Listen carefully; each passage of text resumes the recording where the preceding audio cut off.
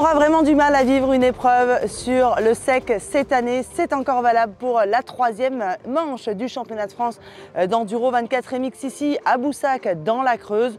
On le redoutait, hier soir on a bien eu des orages, pas mal de pluie dans la nuit et ça continue ce matin. On a un ciel bien gris, il fait beaucoup plus frais, ça va nous arranger. On aura quand même forcément de belles bagarres, que ce soit en E1, E2 ou E3 et on revit ça tout de suite. On commence par les petites cylindrées de la catégorie E1 avec quelques rebondissements aujourd'hui puisqu'il a fallu attendre le deuxième tour pour voir Romain Danier accéder au podium. Le jeune pilote de la Sherco Academy n'y était plus monté depuis l'ouverture du championnat à Rocroi fin avril dernier. Sur la deuxième marche, c'est Kilian Lunier. Le Lozérien, pilote DSN, a bien géré les conditions extrêmes jusqu'à mi-journée. Il a même compté jusqu'à 11 secondes d'avance sur Blanjou. Mais dans ces conditions si apocalyptiques, la moindre erreur coûtait très cher. Et il en a fait des frais au profit du pilote Honda Elite Factory. Hugo Blanjou est resté calme même s'il était mené en début de journée.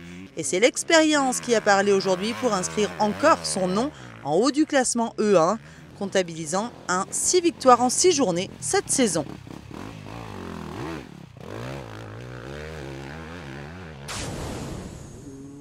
En E2, les mid-size, un podium inédit cette année avec tout d'abord Léo Joyon qui monte sur la troisième marche. Et c'est sans doute une grande satisfaction pour le jeune blondinet de chez Oxmoto qui monte sur le podium pour la première fois cette saison après avoir pris à 4 reprises le deuxième temps de la catégorie E2. Deuxième hier et aujourd'hui aussi, Théo Espinas n'aura pas remporté de journée en Creuse, mais il a fait une belle opération comptable quand même puisqu'il va repartir en tête du championnat pour un petit point. Malmené par Le Quéré jusqu'à mi-journée, le pilote Oxmoto avait repris la tête avant de laisser de nouveau le leadership au Breton qui ne l'a plus laissé filer. Sous une pluie qui a dû lui rappeler sa Bretagne, Le Quéré a été comme un poisson dans l'eau aujourd'hui. À part une belle chute qui lui a fait perdre 20 secondes et la tête, l'officiel TM a su se remobiliser pour s'imposer pour la première fois cette année.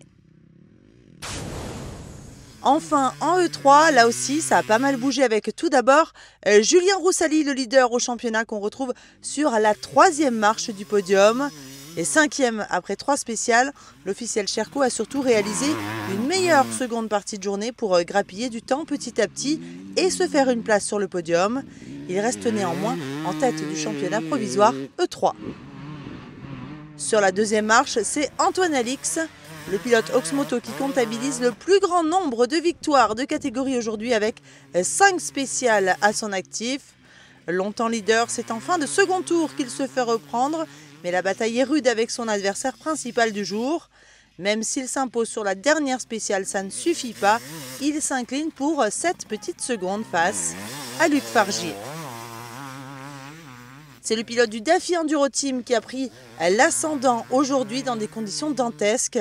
Et même s'il a traversé un moment mi-figue mi-raisin entre SP2 et 5, il s'est remis dans la course en remportant le 6e chrono. C'est sa seconde victoire cette saison après celle du dimanche à Rocroi sur l'ouverture du championnat. Le championnat de France d'Enduro 24 MX revient dans 5 semaines. Nous vous donnons rendez-vous à Saint-Agrève en Ardèche les 31 août et 1er septembre prochains.